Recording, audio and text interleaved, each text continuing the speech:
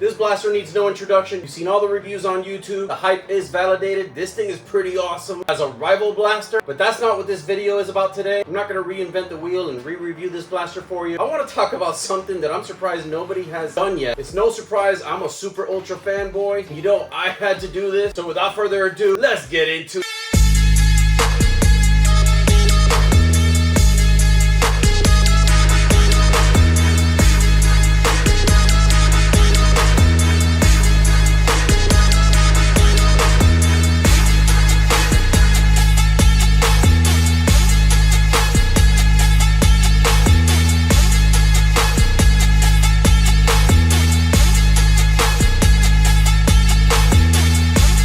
Alright guys, I'm not going to bore you with a repetitive unboxing. I'm pretty sure you've seen it 100 times on all the review videos that are on YouTube right now. Cut this tape, cut that tape, pull out the tray, flip it over, untie this knot, untie that knot. Blaster instructions, 2 rounds. Alright guys, for this project, you're going to need a Busby Toys Air Warriors plunger of any of their earlier variety of generation blasters. This particular one came out of a Tech 10. Some acceptable alternatives such as Air Zone series variants. This is a variant of the Tech 6. I found that this sharper image blaster also works. In my case, I cannibalized this Tech 10. Second thing you're gonna need is at least 5 to 6 inches of this fake barrel that is found in many Nerf blasters, flywheelers and springers alike, usually ahead of the plunger mechanism. In my case, I took it out of a Nerf Doomland long arm that had some damage. I ended up shortening it. More on that project later, but basically this is a tube that sits in the front of either the flywheels or barrel slash plunger assembly on a lot of blasters.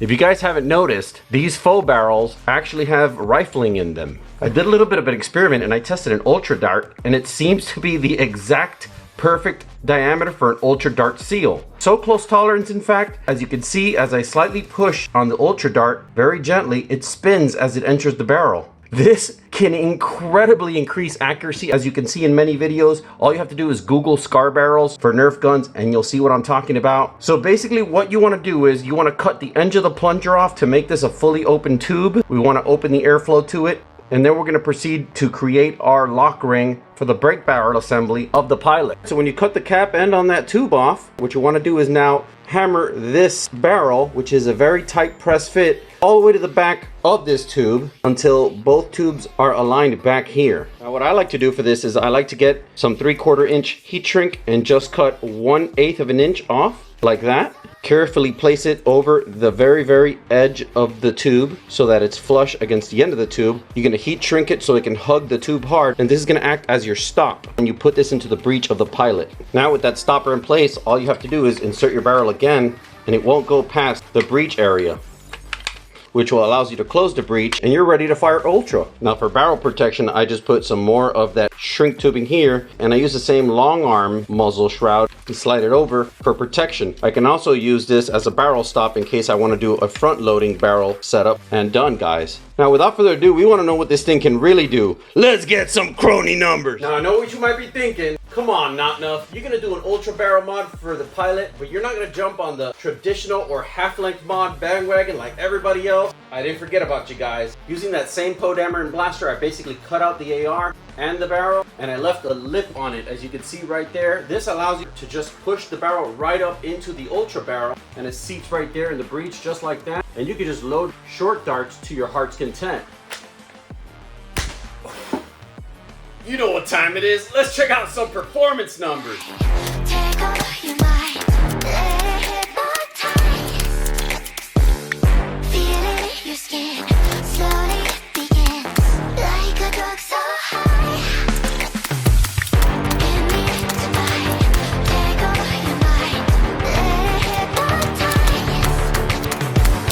Feel it in your skin, slowly. All in all guys, if this blaster has taught us anything, is that it is possible not only for Hasbro to make a good product, but for Hasbro to make a product that we can work with, and work with in a major way. You saw all of Xbox Games manufacturing. Shout out to Joe. He was able to develop 3D prints almost immediately after the release of this blaster. Mind you, the guy is also talented. You know, you got Dr. Flux working on a whole bunch of adapters and mods. You got inline clips, you got short dart barrel mods. It's pretty awesome, guys. But this might be something that appeals to somebody on a budget. You probably have a lot of blasters laying at home that you don't even use. You probably thrifted them or they were donated to you a long time ago. You don't even play with them. Half of those blasters probably have at least one of these parts that you need. The barrel shroud is just to protect the barrel. As you know, I don't like leaving the barrel exposed. It's very thin. Any kind of nick can damage the rifling. And remember, the whole purpose of this entire mod is the fact that we have a scar barrel for ultra darts, something that I personally haven't seen yet unless somebody custom made it out of a 3D print.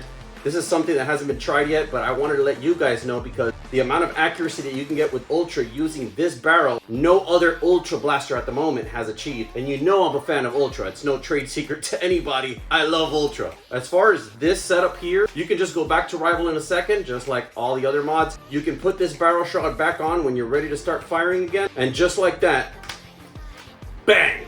You're ready for some accurate Ultra plinking or some accurate tags using Ultra ammo. I'm kind of happy to bring this to the table because I got so excited when I made this discovery that I just wanted to share it with you guys. Hopefully you guys find it useful. If you did, leave me a comment down below and let me know what kind of experiments you're doing with the Nerf Rival Pilot and how you're liking the Nerf Rival Pilot. That'll be all for today, guys. I appreciate you watching. If you found this video informative, I'd appreciate if you hit the like button so that way the algorithm could promote it to more people that might also find it useful. Thanks once again, guys, and I'll catch you on the next one.